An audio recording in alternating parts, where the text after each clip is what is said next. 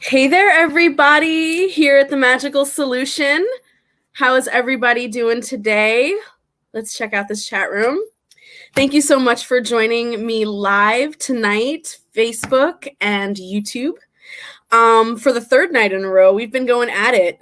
These next couple of weekends are going to be very, very busy for my YouTube. I've got some amazing people to talk to, and tonight is no different. I am super excited about speaking with this amazing man. He is absolutely brilliant, and I'm going to be bringing him on in a few seconds. We're going to be talking about the differences and the similarities between three spiritual practices. One is called Umbanda, another is called Palo, and another is called Espiritismo. And Mr. Ballard, who is our guest for tonight, has a wonderful, wonderful take on all of the history and all the differences and all the similarities among these three practices. And he's going to kind of walk us through that whole process and wrap it all up together in a nice big bow for all of us to understand and digest easily. And I'm so excited for us to do this. So let's give a shout out to Annette, Omira, and all the other people that are slowly starting to come in. Grab some popcorn, get some wine. Let's get to this. I'm gonna put him on right now. Hey. Hello. So who's this person you're interviewing tonight? Wonderful, exciting person. I have no idea, but I'm interested in hearing. How are you doing tonight, Mr. Ogun Ballard? How are you? I'm doing all right. As my mom said, no rest for the wicked and the righteous don't need it. So whatever you think of me, I'm busy. I love that. I'm stealing that, by the way. Oh yeah, it's not copyrighted, so don't worry. So you guys, if those of you I will be looking for the royalty check though. Those of you who do not know who Ogun Ballard is, I'm going to read his bio. Owen Ballard. Yeah. I'm going to read his bio right now. So Mr. Ballard is a folklorist, an ethnographer specializing in Afro-Caribbean traditions of Central African origin, fraternalism, Celtic studies, ethnomusicology, having received his PhD in folklore and folklife from the University of Pennsylvania. Is it Owen? Yes. Has been variously musical instrumental maker, bookseller, college professor, academic dean, and independent researcher. Owen is a Tata Nganga, a voodoo saint, and is a master mason, orator for Lodge Intrepid, and GM of, this is a fun one, GLMRNAC, affiliated with UMURM. Please, Owen, tell us what those last two abbreviations stand for, because that is a mouthful. Sure. Okay, so first of all, I'm a voodoo saint, not a voodoo saint. I've been accused of many things in my life, but never of being a saint. I've heard it also pronounced as voodoo sant. Voodoo sant. Actually, most of the time I would refer to the term voodooista because my lineage is mainly Haitian via Cuba. Nice. And we'll touch on voodoo a little bit because it's all related. If you mention Palo, it's hard not to mention voodoo. So those last two abbreviations, what did they stand for? Okay. Well, technically, I'm the Grand Master of the Grand Lodge of the mixed modern rite of French Masonry for North America and Caribbean. We have some nascent lodges here in the U.S. We have a functioning one for about 6 years now also in Cuba. And the UMURM is an educational organization dealing with the higher orders of wisdom of the modern or French rite of Freemasonry. So this is continental Freemasonry. It's liberal Freemasonry as opposed to the normal North American stuff. Although I have friends, I actually speak to a few regular Freemasons in North America, some wonderful people. But, awesome. we have some strong philosophical differences. I can imagine. And that is one very impressive background. So I feel more than satisfied that the conversations we're going to have tonight are going to be extremely well informed. Well, you know what they say about academic doctors and the PhD, it stands for piled higher and deeper. What stands for what? Piled higher and deeper. I like that. So, where do you really want me to start? Because I can start in so many different places, and you know, this is your show. Well, let's get into the origins, the history, the geography, kind of like the movement. I think is a good place to start with. Well, You know, with the three. okay. So, Palo is pretty much purely Congo. Vodou, since we're mentioning it at least in passing, has an extremely deep and profound Congo foundation within it. It has other things. Umbanda has Central African origins, just like Palo does, but at least nominally, or for appearance's sake, has grafted some things onto it from elsewhere, but they're mostly of the surface level. At the core, there's a Congo base. And I would say, arguably, to a big degree, not completely, Espiritismo Cruzado in Cuba has a similar foundation or tie to Congo traditions. It's a little more complicated, and I'm sure there will be those who would argue that I am twisting it to say that. But give you a 30-second background, because I know we've got somewhat limited time. Palo entered Cuba as a variety of traditions from mainly the Bakongo people of West Central Africa, and evolved into its current forms mostly toward the end of the 19th century. Doesn't mean that there isn't a lot within them that come from a lot earlier, but the current shape of things had their origins then. A lot of it with a fellow named André Petit, who helped found the Regla Quindíeza. And there'll be all sorts of fights among Paleros. So I won't go into all of that. The history of that, the historical elements of that, because that will get debated endlessly. Espiritismo arrived at first as spiritualism from North America, and then as Espiritismo from Portugal and Spain, from the work of Allan Kardec, who was a Frenchman. And Kardecist Espiritismo still exists in Cuba, and it exists in Brazil.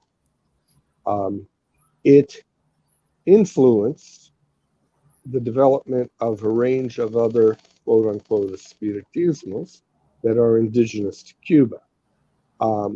The Kardecists, properly speaking, will consider these to not be Espiritismo. They will call them, when they're being generous, Bajo Espiritismo, low Spiritism. And when they're not feeling generous, they will just say it's Afro-Cuban religion and it's not Espiritismo at all. So the people in North America who say, oh yeah, we do Cruzado, and we read Kardec, and I go, well, those two are, from the knowledge-based point of view, not incompatible. But try telling a Kardecist that you practice Cruzado and are Kardec, and you will have an argument on your hands if they know it. Right. But there's a lot of misinformation out there. Um, and what they have in common when we look at Cruzado and Palo is that they both work with the dead. And they both have a fairly Congo attitude toward the dead. The main group of spirits within Espiritismo Cruzado that everybody looks to are the Congos, not surprisingly, because the Congo are basically at the heart of Cuban culture. After all, although everyone talks about, Ocha and Santeria and the Orisha and all of that, when we talk about Cuban music, you don't hear anybody talking about the Yoruba drum. They talk about the conga. Right. And okay, yeah, sure, they're doing bata, but that's kind of a very ethnographic still. Now, where does Umbanda fit in that? Yeah. In Brazil, they will call this baixo espiritismo, again, low spiritism. And the Kardecist's objection is they bring in these dark spirits, these elevated spirits, ethnic spirits, Africans, Indians, that kind of thing, all of which is lower and less enlightened. But they have a similar origin because Umbanda is basically an evolved version of the same sources that created Palo, but in Brazil. And Espiritismo, coming from France, went to Spain and Portugal. And from Spain and Portugal, it came to Cuba and the Dominican Republic and to Puerto Rico. And from Portugal, it came to Brazil. So there are very, very similar origins. And of course, the vast majority of the slaves who came to all of these places over a long period of time were Central Africans. So there are very, very similar roots. They evolved in different ways, but they evolved very similarly. And the intersection between Espiritismo and what was previously called Macumba in southern Brazil gave birth to Umbanda, beginning of the 20th century. And in Cuba, Espiritismo, coming into contact with African traditions, gave birth to a couple of traditions that retained the title Espiritismo, but in very many ways were similar in terms of their development, especially Cruzado, which takes a form that is, while perhaps a little more simplified, less rococo, if we would put it, than Umbanda, because the Brazilians, everything's got you can't have a half a dozen spirits. You have to have 5,000. So it doesn't matter that there is no existing Umbanda house anywhere that deals with more than a dozen or so spirits. But let's not talk about inconvenient truths.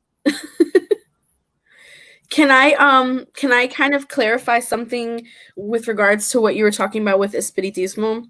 Mm-hmm. So when you were discussing the Cruzado versus the Kardec, mm-hmm. There you do see that argument all over the internet as well among practitioners. Well, you know about the thing with the internet, right? You believe everything on the internet. My boyfriend is a French model. Parlez-vous, Francie? Okay, I just destroyed the internet there. Okay. What I'm implying is what I'm curious about is the implication of this idea of higher Espiritismo and lower Espiritismo. This sort of elitism among the categories. Kardecists say that, but they're always saying that. No one listens to them. Except other Kardecists. But where does that come from? Are you I'll be frank. I think there's a certain amount of institutionalized, albeit unrecognized, racism in it. Mhm. I'm not saying that Cardassists are racist, Right. but No, no, no, definitely not. the, No. the ideology is very 19th century, Right. and it's very grounded in this notion of an ongoing process of spiritual elevation. And quite frankly, of course, in the latter half of the 19th century, along with that whole notion of cultural and spiritual evolution, was the notion that there were cultures that were less evolved than others. And those, of course, all became less and less evolved as the complexion grew less and less white. Right. So, you Right. know, you judge it from its sources. I have heard Afro-Cubans who are Cardassists make the same complaint about um, Cruzado. So clearly, they're not operating from a point of view of being consciously racist, but there is a form of language that evolved from ideas that were, frankly, to some degree, racist. Right. Cardassism, the difference is far more important than that. The difference is Cardassism is a far more individual and intellectual process. It is one of, meditation and the very traditional image you would get from Hollywood of seance. Right. Exorcisms, they do not use images. They do not go in for candles. They do not go in, well, they have Cardassus prayers, but they do not go in for relationships with saints or with other entities or with a whole line of ethnic spirits. They have ethnic spirits, but they don't have recognized truths of them, so to speak. So there are a couple of things. Is one, the service is very different because in Espiritismo Cruzado, when you have a misa, you will very often, not always, but very often, have possession. This Mhm. is not going to happen in Cardassism.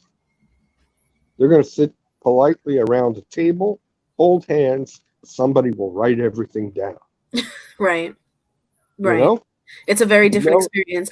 they And may have flowers, but they're not going to have crosses. They're not going to have saints' pictures. They're not going to do the candles.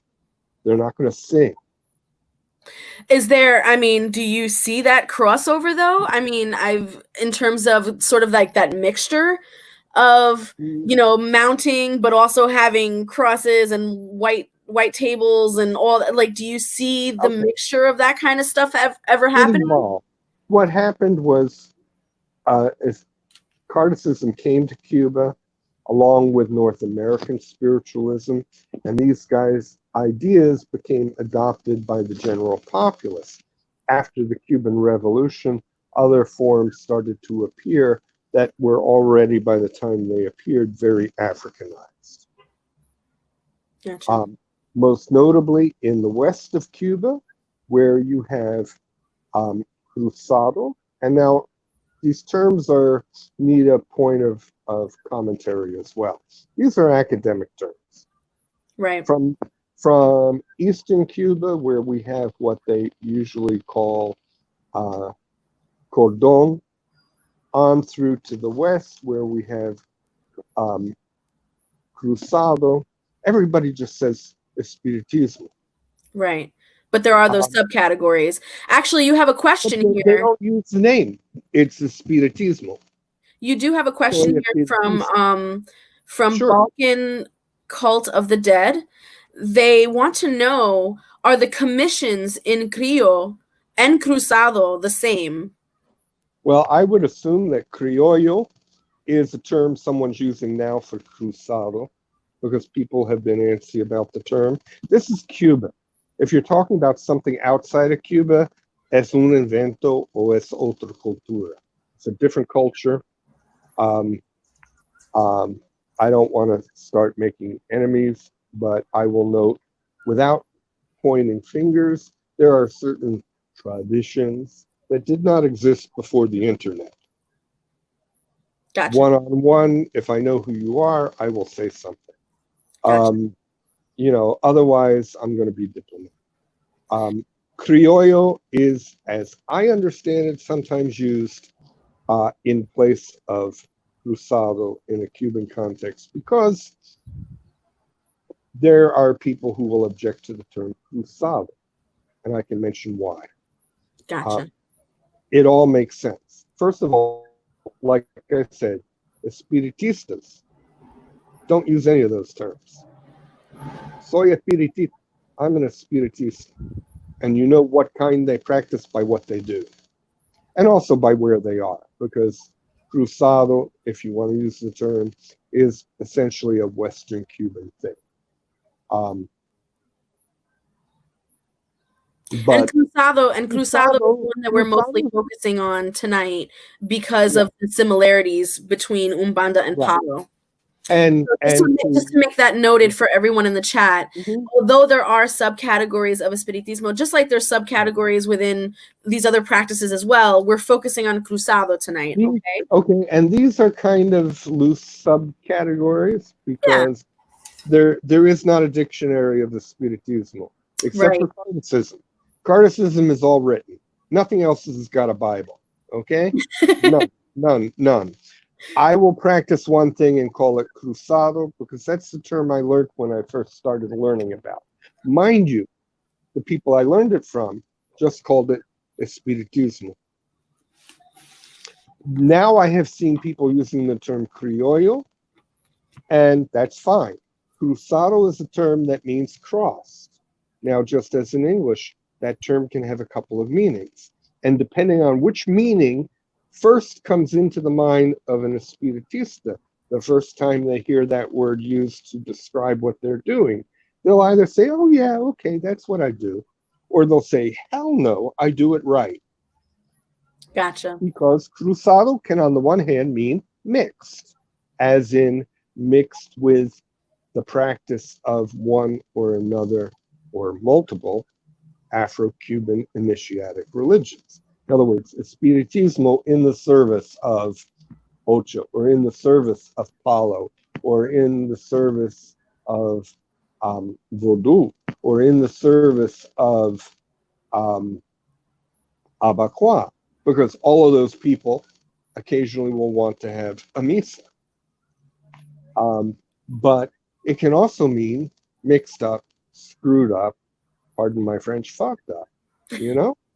Right, As in crossed, right. crossed conditions, messed up situation. So if that's what comes to mind, they're homonyms. They sound alike, they mean different things. So if that's what comes to mind the first time an espiritista hears what they do described as cruzado, they will object. Right. Criollo is something that nobody's going to object to. So Yeah. I don't care so much about the name one way or the other. But the other thing to point out is what I do is what I was taught. If I had gone to a couple of espiritistas who maybe lived a block and a half or 2 blocks away from where I learned it, I might have learned something with some substantial differences. And if I went 4 blocks, I would have something that possibly would be even more. And I could go 8 blocks and have something that's more similar. Right. Everybody does it their own way. It's There are certain generalities that will allow you to define if what someone is doing is within the pale, so to speak, within what is more or less recognized as normative, allowing for variation. And then there are things that will be way outside the normal. Okay? Like you tell any espiritista in Cuba, you're going to put the cemetery dirt from your parents' grave on the boveda, and they're going to have a heart attack. it's They're true. going to tell you to go to hell. Say, no, Don't ever, ever, ever, ever do that. Any of them, all of them. That's not Espiritismo.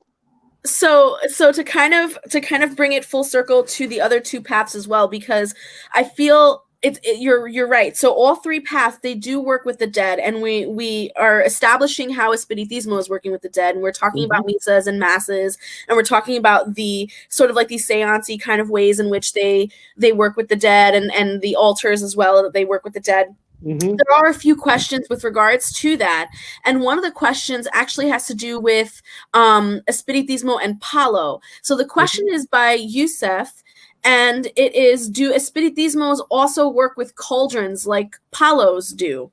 No. Okay. There is a popular trope online of the caldero espiritual. That is okay. In Cuba, and of course, there are people doing some funky things in the States. There are probably some people nowadays doing some funky things in Cuba. I'm going to be a traditionalist. Okay. Okay. Um, and um, there is a distinction between how Palo and to a lesser degree Ocha, which nominally deals with the dead, um, very nominally, um, and the way in which Spiritismo deals with the dead. It is distinct. And this is, there are categories of performance, material and espiritual. Right. Obviously, you can imagine an espiritista is going to work espiritual, spiritual. And material is something that a palero will certainly do.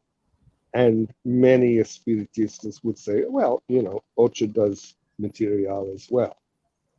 They don't usually deal as directly with the dead, although they've invented a few things to deal with ancestors that allow them a measure of independence, especially those that are trying to avoid spiritism. But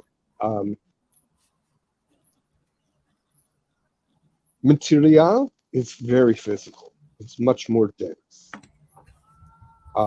Some will mistakenly call it darker, but it's heavier. It deals with bones. It'll deal with dirt. It will deal with material objects, feathers, animal parts, skin, things of that nature. And of course, it will also deal with animal sacrifice, blood. Espiritismo does Does not. not. Yeah, does not. It is espiritual. They will deal with, as opposed to palos or sticks, they will deal with flowers. They will deal with plants. They will deal with candles, light. They will deal with perfumes and waters and colognes and prayers. And they do work, but they do work that is of a qualitative difference along those lines. Now, yeah, of course, you get to some points where the distinction gets close. And we don't need to debate all of that. That's the basic division. How And about that's why cauldrons are considered part of the realm of Palo. And the reason why traditionally Espiritistas didn't deal with any of this is the Espiritista has kind of carved out a diplomatic zone. They are, how shall I put it, the gateway drug to Afro-Cuban religions. So very often people who've had no contact, even in Cuba, with Afro-Cuban religion, their first point of reference is misa or a consulta with an espiritista, because not everything in espiritismo is misas. That happens here. It's not the mainstay of espiritismo in Cuba. It's so Where And does I'll explain why when we get to that. Yeah, go ahead. Umbanda fit into this? So Okay. we established a little bit about the difference between Palo and Espiritismo, especially when it comes to Hmm. material and espiritual. Hmm. Which one does Umbanda mess with? Does Umbanda work with material, espiritual, or both, or neither? Yes. Yes. First of Yes, all, let no, me and everything in between. first of all let me make the disclaimer. Espiritismo cruzado or criollo or whatever you want to call it, Espiritismo de La Habana, um, and Palo are Cuban. Mhm. Beginning and end of story. Anywhere else you find either Palo, whether Mayombe, Monte, or Quimbisa, or you find Espiritismo cruzado, whether you call it criollo or cruzado, outside of Cuba, it's been imported. It is not native to anywhere else, period. There is no Cuban palo. There is no Puerto Rican palo. There is no Puerto Rican Espiritismo cruzado. There is no Dominican palo mayombe. And that gets confusing because there is a thing called Dominican palo, but that's referring to drumming, which is then used in the 21, or the Dominican version of Vodou. Yeah, there's a lot of things happening. Brazil is thousands of miles away. You do not have Brazilian Palo. You do not have Cuban Umbanda. Okay?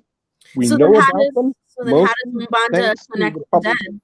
We know about them mostly because of the publishing industry and now the internet, which ensucia todo, that makes everything dirty. You know, you can't talk about one thing without people wanting to bring in, everything else, including the crankshaft of Uncle Jim's old jalopy.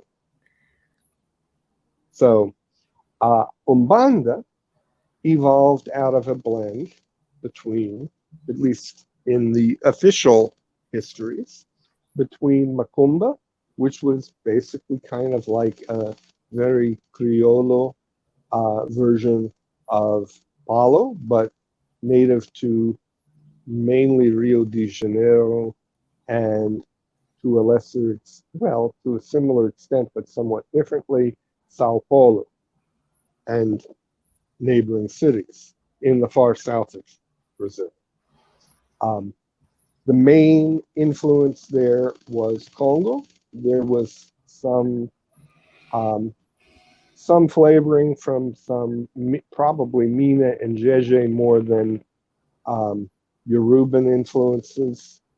Um, and then a guy came along who supposedly, uh, while running a um, service of Espiritismo in Niterói, which is a suburb of Rio de Janeiro, around the first years of the 20th century, had a spirit of a caboclo who came down. I think it was sete uh, flechas, 7 arrows, if my memory serves me. I never was particularly interested in that form of Umbanda. So, but while what he did was not at all unique, he claimed it. Um, he had a friend who was a famous journalist in Rio named De Sousa. And De Sousa ended up writing a bunch of articles about him in a variety of newspapers at the time, and first put forward the term Umbanda for what had been called Macumba. The term was probably around a little longer. It's the Central African term that comes from the Umbundu language or the Kimbundu language of northern Angola, uh, as does Macumba. Um, and He eventually wrote um, a book called The Religious of Rio, which is all about this. So this was the PR event that launched Umbanda. And Umbanda is really interesting because unlike any other Afro-diasporic religion, it literally grew and evolved through the printing press. So it was an active, vital religion, but it began to get organized. It began to get publicity, and then very soon, by the 1920s, early 30s, Umbandistas began writing their own books, and so a whole bunch of different schools of Umbanda evolved. So Umbanda is not one religion; it's maybe about 20. Mm. And And they're all a little different. Some of them have kind of a universalist view about Umbanda. Others condemn everybody else right, left, and center except their own version. and is So Umbanda will include Umbanda, everything. so Yeah, I'm Umbanda sorry. is a religion. It's not like it's not like a spiritual practice like Espiritismo. It's an Uh, actual religion. it identifies itself as a religion. The main reason why Espiritismo Cruzado or Criollo, whatever you want to call it, is not, or Espiritismo Popular de Cuba, popular Cuban Espiritismo, if you want, that makes it real generic, is not considered a religion, is because Espiritistas claim it is. You know, if they claimed it were, then it would be. So then, so to go back to my original question about how some traditions or whichever tradition of Umbanda you want to focus on, how they connect with the dead and what the Mhm. similarities and differences are between their version of connecting with the dead versus Palo or Espiritismo. Okay, well, okay, we could spend a couple of hours talking about the differences within different types of Umbanda.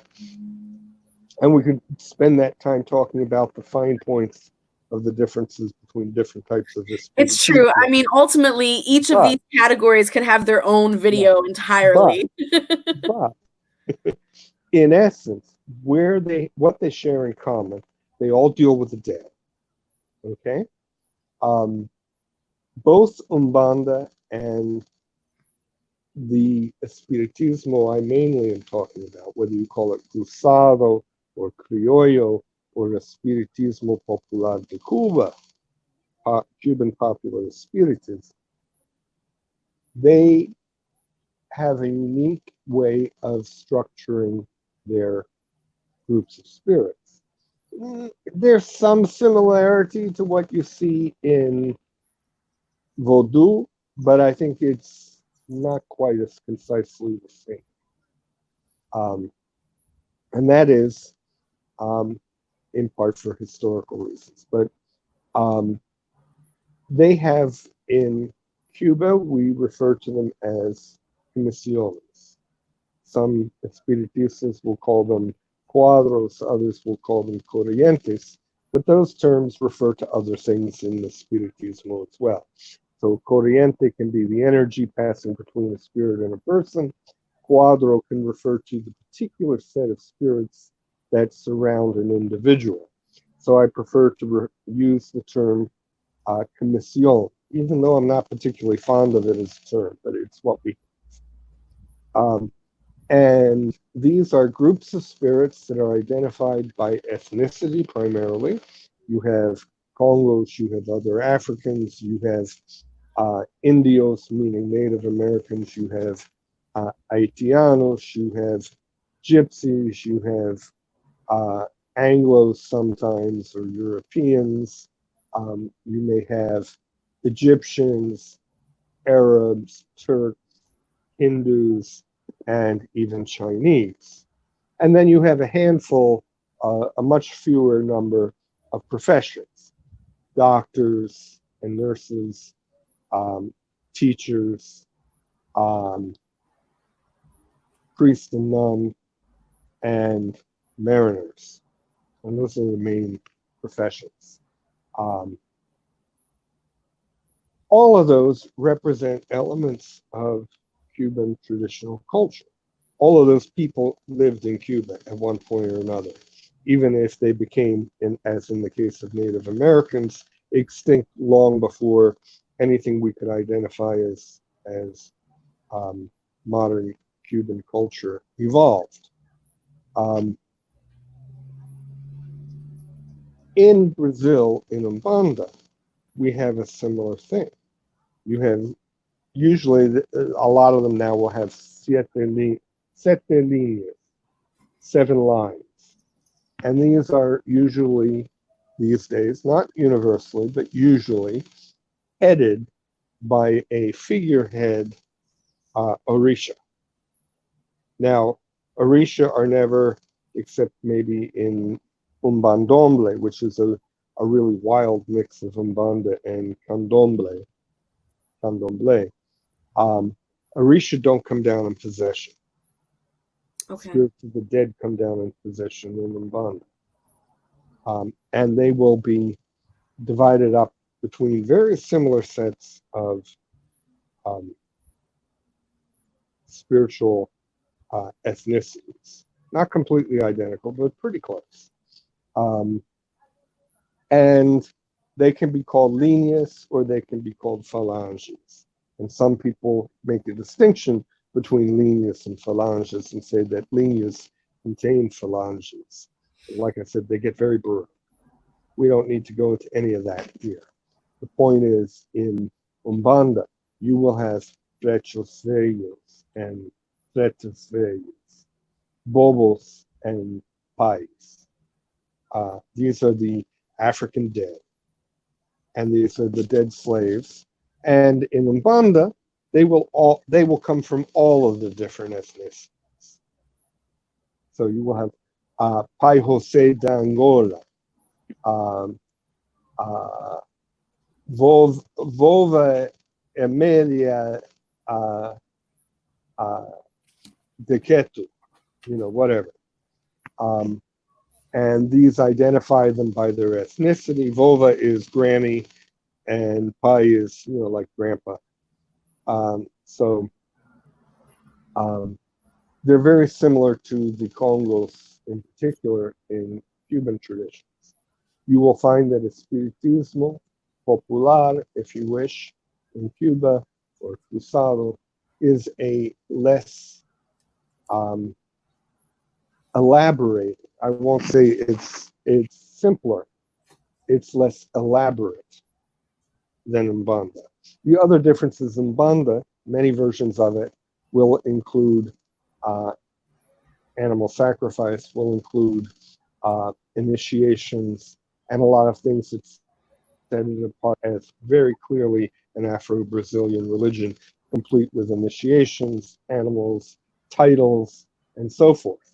So there's a hierarchy there. You don't have that in Espiritismo. Right. Everything is much more level. There is no initiation. If there is an initiation, it's an initiation of encounter with spirit. For That Espiritismo, is very often very private. for Espiritismo, you're talking about. Yeah. Mm-hmm. Okay. But for the other two, there is initiation. Yeah, Palo is an initiatic religion. It is hierarchical. I mean, it's not as complex in its hierarchy as Umbanda, probably. It is very rustic and rural and very much of the woods, most of it. Right. Kimbisa kind of crosses that line. Kimbisa has a lot of elements of Espiritismo in it.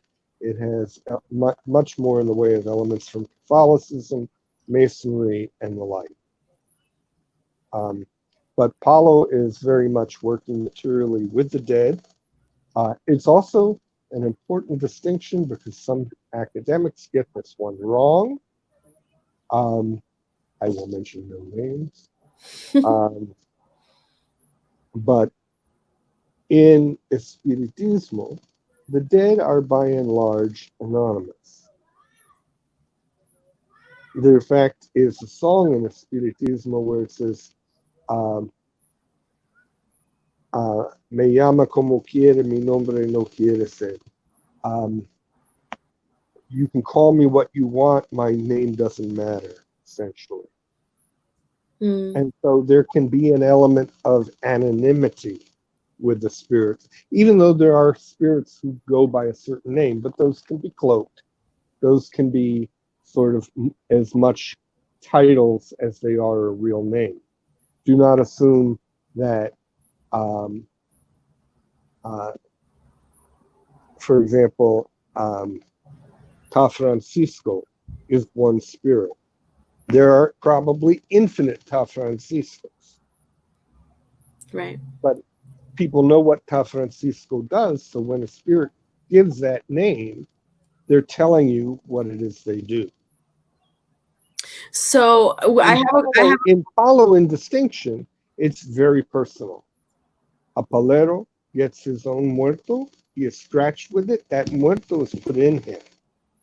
Usually, if it's done in traditional Palo, physically, they will take bone that belonged to that person, and that will be put into cuts. None of this is secret. It's been in print for more than 50 years. So as long as I've been alive, that's been public knowledge.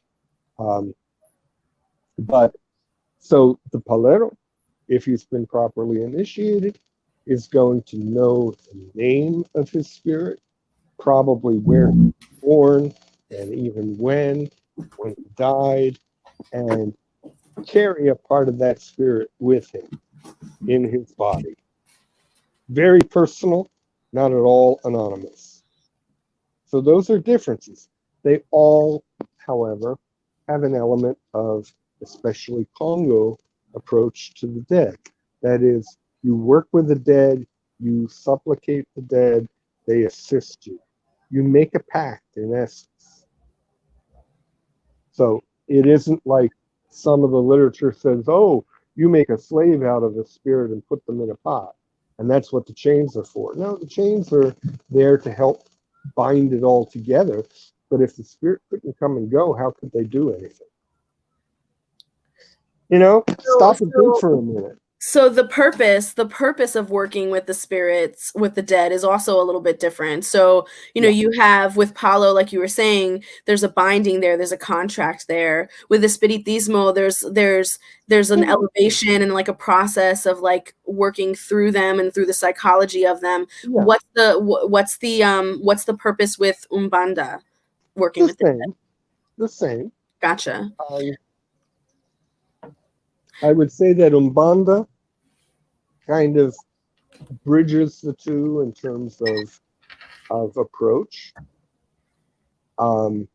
in that it will have certain elements that are much more like Espiritismo than you find in Palo.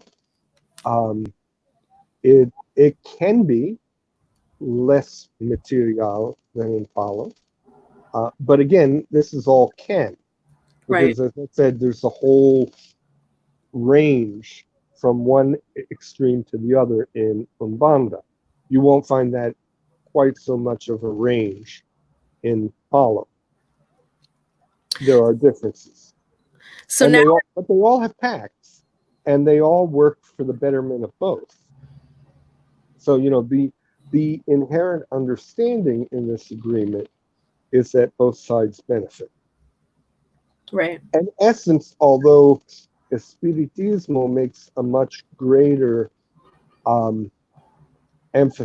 places a much greater emphasis on evolution, they all deal with that. One thing in which I will say there's a significant difference between the Spiritismo and the other two is that in the Spiritismo, there's much more of a sense that one is in the process of becoming in the Spiritismo, engaged in a process of self exploration and self awareness. I don't think that it's articulated in quite that way in the other traditions. I'm not saying that it doesn't exist, but I'm saying the language, the way that it is articulated and understood, and to some degree approached, is different. Gotcha. So Espiritismo has that Western sense of personal exploration, whereas in the others, you're more of a social animal. So we're moving into our last 10 minutes in this conversation, and I definitely wanted to get some questions in. We have one here that asks, can an espiritismo, or can a spiritist, Espiritista. a spiritista, can they work with any spiritual tradition? So can you be any religion and still be an espiritista? Okay, it's an interesting question. I would say that most Espiritistas in Cuba would kind of look at you and wrinkle their nose a little, like, isn't everybody Catholic? You know? But that being said, Espiritismo does not technically require, unlike Palo, unlike Ocha, and probably unlike Vodou, although there are probably Vodouistas who don't care. Palo and Ocha basically require you to be baptized Catholic if you're doing it according to the mainstream traditions of Cuba. In America, people do whatever they want, because that's why we run out in an instant, throw off our masks, and start partying 2 weeks after Corona started. Right, we do our own thing, even if it kills us. Right. I got my political jab in. Okay. So technically, and certainly according to Kardec, you can be any religion whatsoever. Because according to Kardec, it isn't a religion. And most Espiritistas populares, popular spiritism, whether you call it Cruzado, Popular, or Criollo, whatever, are going to hold that kind of line from Kardec that this isn't a religion, this is a spiritual technology. But I will also emphasize, because we have little time and I know you got more questions, that again, Misa is not the do-all and end-all of Espiritismo. It has become associated with that in this country, largely because people only see Espiritismo when it's called upon by Ocha or Palo, and they want misas. But as often as not, an Espiritista is going to be working solo, not with a group of people, and they're going to do a consulta.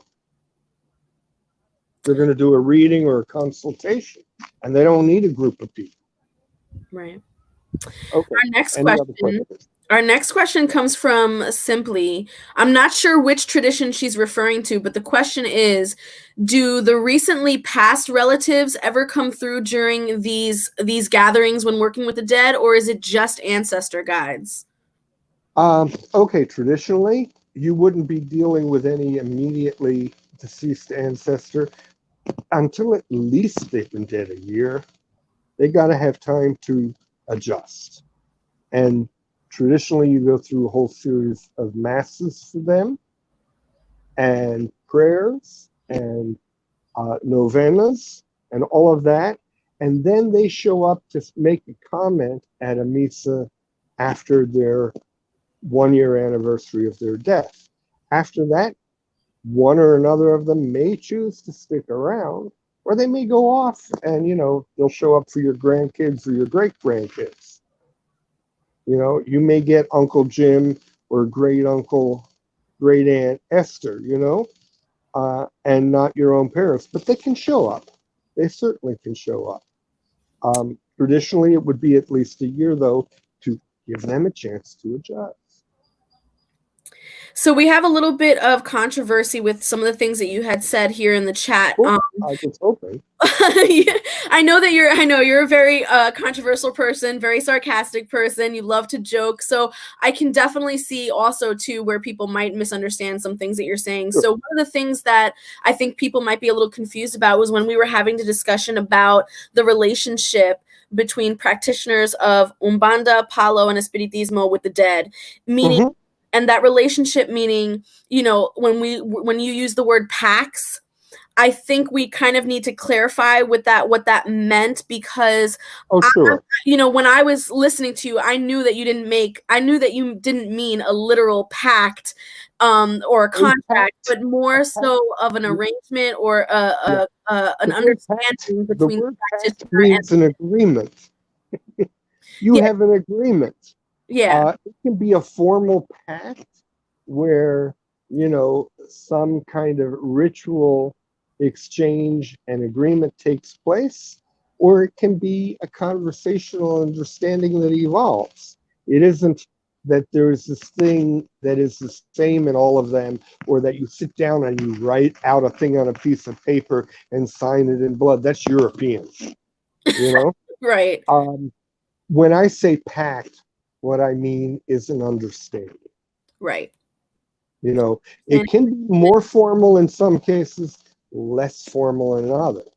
Your pact as a palero with your infunde, or your infunde in particular, is one which is very formal and lifelong and indissoluble. exactly, They'll be with you. Boom, you're stuck.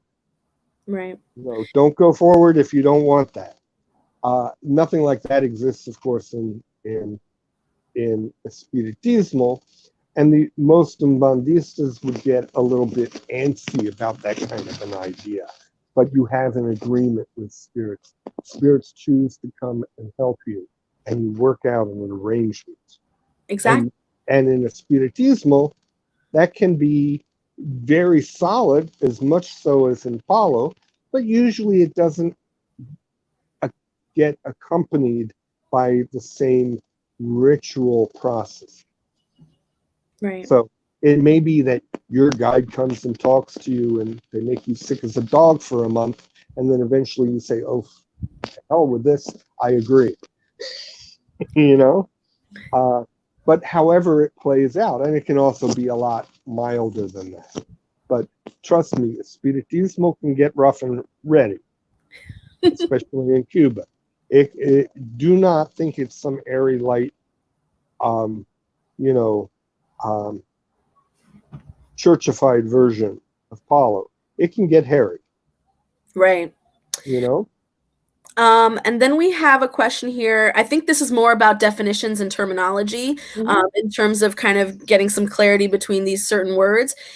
This is by Steven. He wants to know, is there a difference between the words spiritualist and spiritist? Ah, thank you, Stephen. Stephen, okay, no, you're not the Stephen I was thinking of, but thank you. Uh, um, yeah, there's a difference, and it's critical. Spiritualism um, was founded in upstate New York. We kind of got off, and I didn't do my usual spiel with all of the history because I didn't want to get stuck on history. Spiritualism developed in the mid 1800s in upstate New York. It was a very white, very um, central um, Atlantic states bordering on New England phenomenon. It traveled to England and from England to France, where it was encountered by a guy named Revel, who wrote 5 books under the name Allan Kardec and created what he called Spiritism. And he changed the name intentionally. And he did so because he claimed that spiritualism, as practiced in North America, was far too Christian in or orientation. They actually had churches, and they had lots of Christianized prayers. Of course, he ended up writing a whole bunch of Espiritista prayers that sound like 19th century French Catholic prayers. But, hey, who am I? So, yeah, there is a fundamental difference. There's another fundamental difference in that spiritualism, they had a lot of similar ideologies. Spiritualism was much more Christian in focus, One thing that Kardec brought in that you do not find in all Espiritismo in Cuba, although it is an element of Kardecism everywhere, and that is reincarnation. Reincarnation can be a little problematic if you try to actually think about what the implications are, if you're doing any kind of a religion that deals with ancestor veneration. Like, how are you going to venerate your ancestors if they run off and get reincarnated? That means that little kid throwing up on your carpet at the Sunday dinner could be your ancestor. Deal with it, you know? Right. So, I mean, I'm a little cynical about that. Other people are not going to have problems, and that's fine. There is no single Bible for Spiritism. But yeah, that in a nutshell is the difference. The spiritualism evolved in North America. It still exists. It's still widely practiced. Spiritismo was invented by Kardec, and the Caribbean Espiritismos of Cuba that vary from it and that have left the fold still derive from Kardecism. Cool. All right. Anything else? So far, no, not that I'm seeing. Oh, actually, wait, there was one more. Just cool. popped up. It is difficult. Is it difficult to get? This is from Simply again. Is it difficult to get a specific spirit to mount? Or, and again, so she's not specifying which tradition she's curious about, but in terms of mounting spirits and calling them down, is it, I guess she's asking, is it at random, or is it something that you can specifically call into you for mounting? And is it hard to choose you? Huh? They will choose you, not you them. For which tradition? All of them. Really? Yeah. Okay. In any of them, the first thing that has to happen is you have to spend some serious time developing yourself spiritually. Very few people walk in off the street and start getting mounted. Right. There's definitely a relationship. That's post-grad work. You do that in your postdoc. You don't do that in grade school. You come into Espiritismo, you're in grade school. Some people are going to be more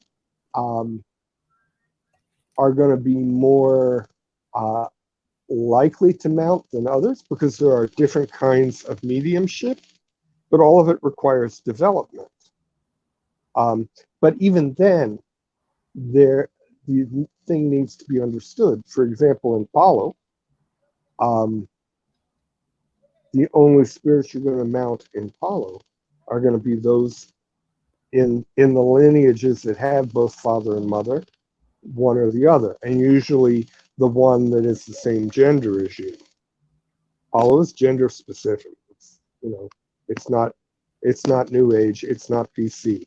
It never will be. So, I am a son of Siete Rayos in Palo. The only spirit in Palo I'm likely to bring down is going to be my Infunde, who is basically the stand-in for Siete Rayos, because most lineages do not mount Impungo. They mount Infunde. Gotcha. Okay? And I will mount the one that I am bound to. I'm not going to tell you his name, but of course not. Yes. There's one. And that's the one that will come down. Now, in Espiritismo, you can have different ones that will come down, but you don't have that same limitation. But you don't call a specific one. As a general rule, the spirit will call themselves. Mm-hmm. In Umbanda, it's somewhere in between. You will have a bunch of different spirits, just like in Espiritismo, that may mount, but you will have your own, you may have your own Cigana, you may have your own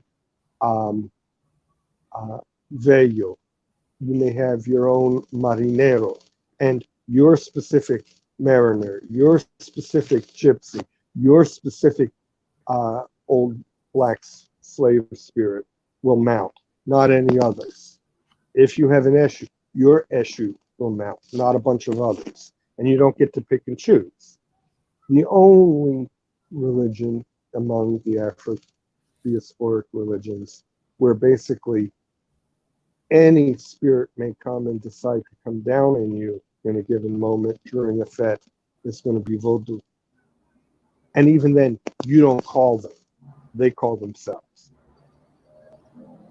What you do is you prepare yourself to be a good medium, a good mboa, or a good caballo, or a good cheval, you know?